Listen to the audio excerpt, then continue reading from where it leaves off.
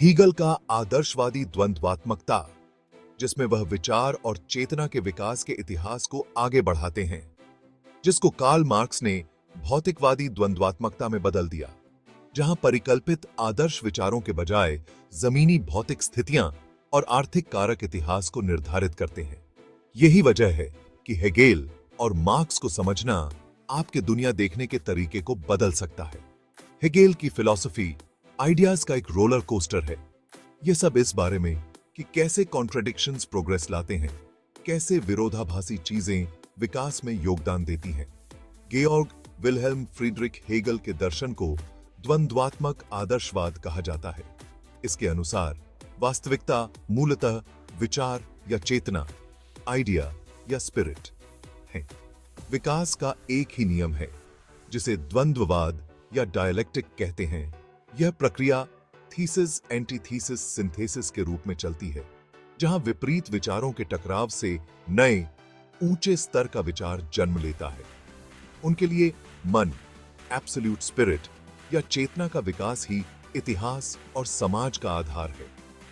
Hegel के दर्शन के मुख्य सिद्धांत इस प्रकार है। आदर्शवाद।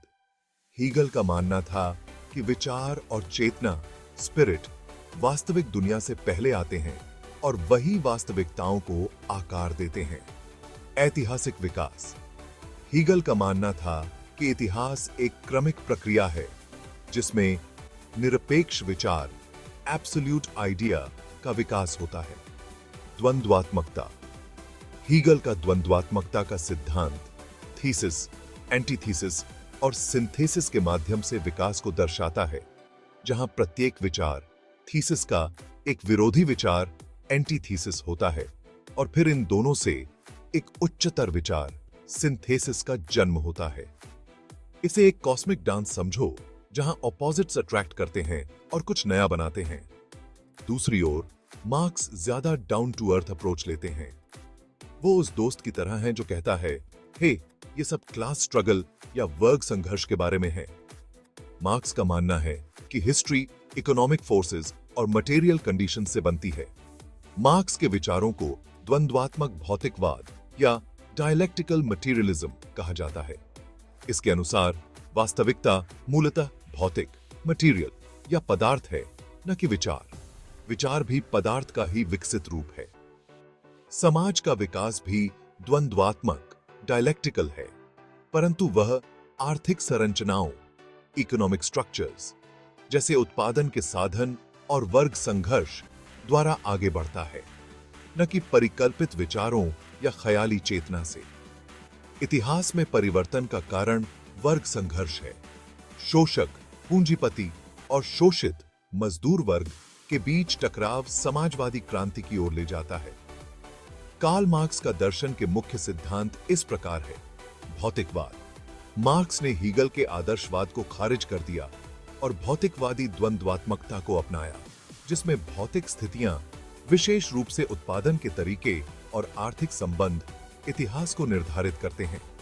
ऐतिहासिक भौतिकवाद। मार्क्स का मानना था कि इतिहास उत्पादन के तरीकों में परिवर्तन के कारण बदलता है, जो सामाजिक वर्गों और वर्ग संघर्षों को जन्म देता है।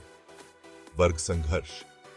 मार्क्स के अनुसार इतिहास वर्ग संघर्ष का इतिहास है, जिसमें शोषक वर्ग और शोषित वर्ग के बीच संघर्ष होता है। क्रांति। मार्क्स का मानना था कि पूंजीवादी व्यवस्था में वर्ग संघर्ष अनिवार्य रूप से एक क्रांति की ओर ले जाएगा, जिसके परिणाम स्वरूप एक वर्ग विहीन समाज की स्थापना होगी। इस प्रकार इन दोनों दार्शनिकों ने द्वंद्वात्मक पद्धति का उपयोग किया, हालांकि उनके दृष्टिकोण अलग थे। हीगल का द्वंद्वात्मकता आदर्शवादी था, जबकि मार्क्स का भौतिकवादी था। हीगल का मानना था कि विचार इतिहास को आगे बढ़ाते हैं, जबकि मार्क्स का मानना था कि भौतिक स्थितियां इतिहास को निर्धारित करती हैं। हीगल का दर्शन मार्क्स के लिए प्रेरणा का स्रोत था, लेकिन मार्क्स ने हीगल के दर्शन को एक अलग दिशा में विकसित किया, जो सामाजिक और राजनीतिक क्रांति के लिए एक महत्वपूर्ण आधार बन गया। इस प्रकार हीगल और कार्ल मार्क्स दोनों ने द्वंद्वात्मकता और इतिहास की समझ में महत्वपूर्ण योगदान दिया। हीगल का दर्शन एक आदर्शवादी दृष्टिकोण प्रदान करता है, जबकि मार्क्स का दर्शन एक भौतिकवादी दृष्टिकोण पर पूर्वाधार करता है। दोनों के दर्शनों ने सामाजिक और राजनीतिक विचारों पर गहरा प्रभाव डाला है। तो आज कौन ज्यादा रेलेवेंट है? सोचिए सोचिए कि आपको इनमें किनका मत अच्छा लगता है। हेगेल के आइडियाज आपको कॉम्प्लेक्स सोशल चेंजेस को समझने में हेल्प कर सकते हैं, जबकि मार्क्स आपको पावर और इनइक्वालिटी को समझने के टूल्स देते हैं।